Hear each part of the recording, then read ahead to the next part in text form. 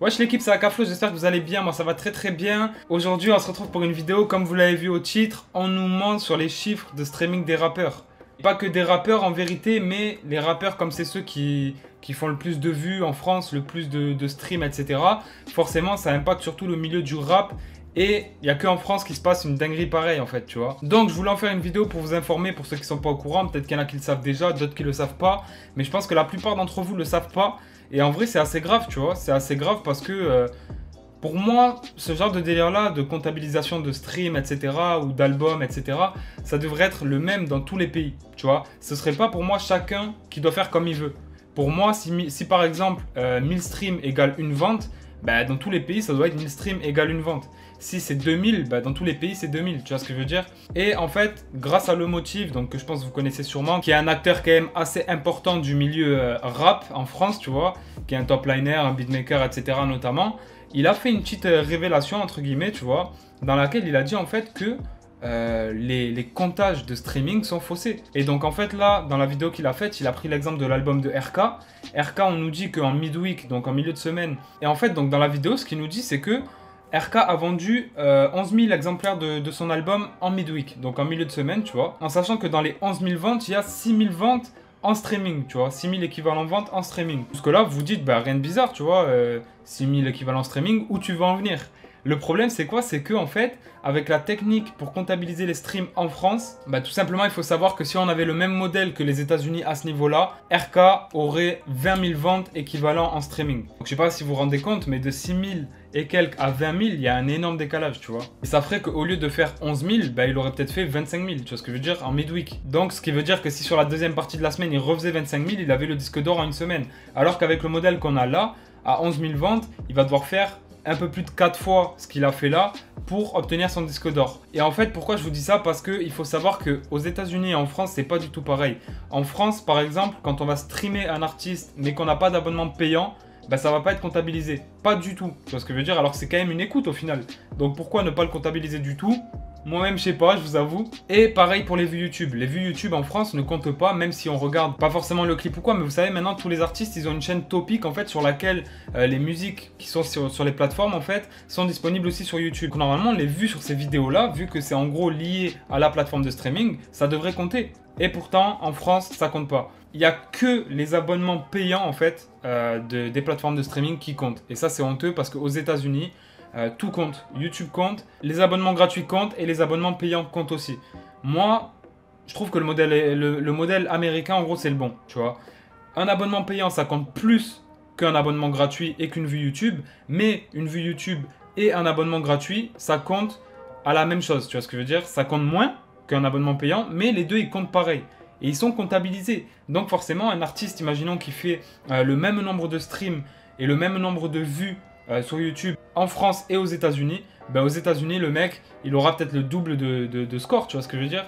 Donc je sais pas si vous arrivez trop à me comprendre, mais je vais vous laisser vraiment les vidéos de Lomotiv après, même si c'est un peu long, je crois que ça dure à peu près 6 minutes, mais comme ça vous avez vraiment l'explication en entière, parce que c'est un truc qu'il faut savoir, et c'est pas normal, parce que comme il a dit dans sa vidéo, Lomotiv, si c'était pas comme ça en France, bah peut-être qu'on aurait plus de propositions à l'international, tu vois. Peut-être que des artistes auraient plus pété à l'international. Imaginons par exemple, si on prend le cas de Ninho, PNL ou Nekfeu.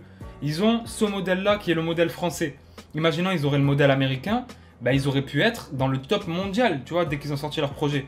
Ils auraient pu être dans le top peut-être 5 ou top 10 mondial. C'est un truc, ça paraît surréaliste en fait, parce que je vois pas pourquoi, parce que t'es en France, bah, ça se passerait comme ça en fait, et pas comme dans les autres pays. Pour moi, l'industrie de la musique, elle doit être régulée. C'est-à-dire qu'avant, à l'ancienne époque, tu vois, quand il n'y avait pas le streaming et tout ça, t'achetais un album, que ce soit en France ou aux États-Unis ou en Chine ou peu importe, un album était égal à une vente. Là, pourquoi en France, frérot, ça compte moins qu'aux États-Unis? C'est un délire avec les streamings, tu vois. Donc voilà l'équipe, je vous laisse juger. Dites-moi en commentaire ce que vous en pensez. En tout cas, je trouve ça honteux parce que là, il a pris l'album de RK, mais bien sûr, pour tous les artistes, c'est la même chose, tu vois. Pour tous les artistes, si on était dans un autre pays, bah, ils auraient plus de ventes, donc forcément peut-être plus d'opportunités, plus de chances aussi de participer à des festivals internationaux, etc., etc.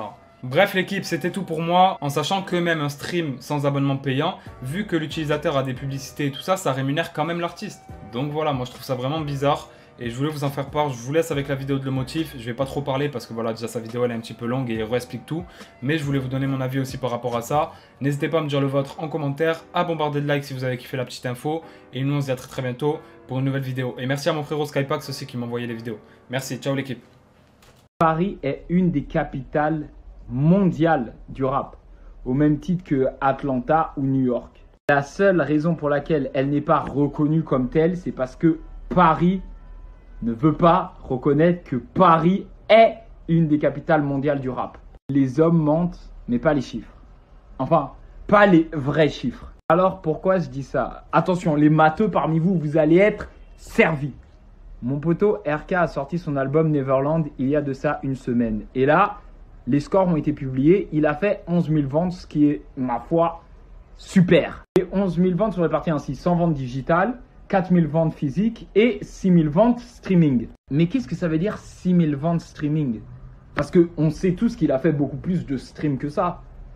En fait, l'organisme qui s'occupe en France de comptabiliser les ventes a créé une petite équation pour convertir les... Cette équation, elle dit la chose suivante. Tu prends le nombre de streams générés par les utilisateurs et uniquement les utilisateurs qui ont des abonnements aux plateformes de streaming audio. Tu les divises par 1500 et tu as le nombre équivalent de ventes streaming. Si tu prends les 6871 ventes streaming équivalentes que RK a fait en première semaine et que tu les multiplies par 1500, tu te rends compte qu'il a généré plus ou moins 10 millions de streams venant des utilisateurs ayant des abonnements à ces plateformes audio. La problématique de cette équation, c'est que 1, elle ne prend pas en compte toutes les vues venant des utilisateurs YouTube. Et 2, elle ne prend pas en compte tous les streams venant des gens qui n'ont pas d'abonnement à ces plateformes audio. Pourtant, ces gens rémunèrent l'artiste chaque fois qu'ils écoutent un stream parce qu'ils reçoivent de la publicité. Spotify, vers mi-2019, avait 25,2% des parts du marché du streaming audio en France. Pourtant, quand tu vas sur la page spotifycharts.com, et que tu filtres pour la France, et que tu additionnes tous les streams qui ont été occasionnés par l'album de RK, tu te rends compte que juste sur Spotify, qui n'a qu'un quart des parts de marché du streaming audio en France, RK a généré 7 800 000 streams audio en première semaine. Alors, si on fait une estimation grossière en multipliant ce chiffre par 4 pour essayer d'approximer le nombre de streaming qu'il a pu avoir grâce à toutes les plateformes combinées, on se rend compte que ce chiffre est de 31 221 000. Ça veut dire que l'organisme qui comptabilise les ventes d'albums en France ignore, pour un projet comme celui d'RK, plus de 20 millions de streams venant de personnes comme toi et moi qui n'ont juste pas d'abonnement. Mais on rémunère quand même l'artiste parce qu'on se tape des publicités bordel de merde. Alors tu pourrais très bien dire, ouais mais c'est normal, tu sais, les streams venant d'utilisateurs qui n'ont pas d'abonnement, ils sont moins valorisants. Mais tu sais quoi?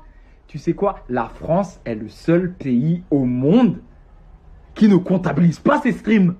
L'équation, par exemple, aux States, elle est un peu différente. Elle dit la chose suivante. Tu prends le nombre de streams issus d'utilisateurs payants. Tu la divises par 1500, auquel tu ajoutes le nombre de streams issus d'utilisateurs non payants que tu divises par 3750, auquel tu viens ajouter les vues YouTube que tu divises par 3750.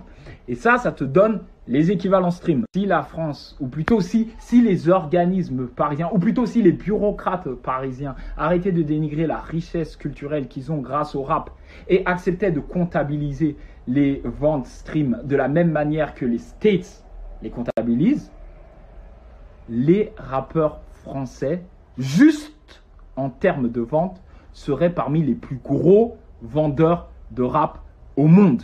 Je peux te donner l'exemple avec le projet d'RK. Tu prends les 10 millions de streams issus d'utilisateurs payants, tu le divises par 1500, tu ajoutes les 20 millions de streams issus d'utilisateurs non payants, tu le divises par 3750 et tu ajoutes les 9 700 000 vues YouTube que tu divises par 3750, tu obtiens 15 000. 15 000 ventes streaming, chose qui est le triple de 6 000. Tu ajoutes à ça les ventes physiques et les ventes digitales qu'il a générées, tu te retrouves à plus ou moins 19 100 unités de son album en première semaine. Ce qui le place dans le top américain, pas le top français, le top américain, à la 25e place, juste derrière Juice WRLD, Goodbye et Good Riddance, qui, en utilisant le même algorithme, a généré 20 350 unités de vente, et juste devant Dua Lipa, Future Nostalgia, qui, en utilisant la même façon de compter ses ventes, a généré 19 143 ventes. Alors, ceci n'est pas une plainte, parce que peu importe comment l'organisme choisit de compter ou non ses streams, l'album, il a quand même touché les gens qu'il a touchés. Et ça, on ne pourra jamais l'enlever. Par contre, c'est un peu dommage de priver tout un pays d'opportunités incroyables sous prétexte qu'on essaye de restreindre un patrimoine culturel. T'imagines si le rap était reconnu mondialement comme une des capitales du rap, les accès aux festivals, les accès aux tournées, les accès aux collaborations internationales que ceci créerait. Et la raison pour laquelle on choisit de comptabiliser comme on comptabilise et pas comme on devrait comptabiliser, c'est juste parce que si on comptabilisait comme il faut comptabiliser, le top 300 ne serait que du rap. On se rendrait finalement compte qu'en fait, la France, c'est le berceau du... Au lieu d'avoir peur du changement, au lieu d'avoir peur du positif qui peut venir justement des banlieues et des minorités, embrassons-le. Tout le monde, en commençant par les rappeurs, mais aussi les gens qui n'ont rien à voir avec le rap, l'économie en général, s'en verrait grandir. Enfin voilà pour moi. Désolé d'avoir été long. Bisous.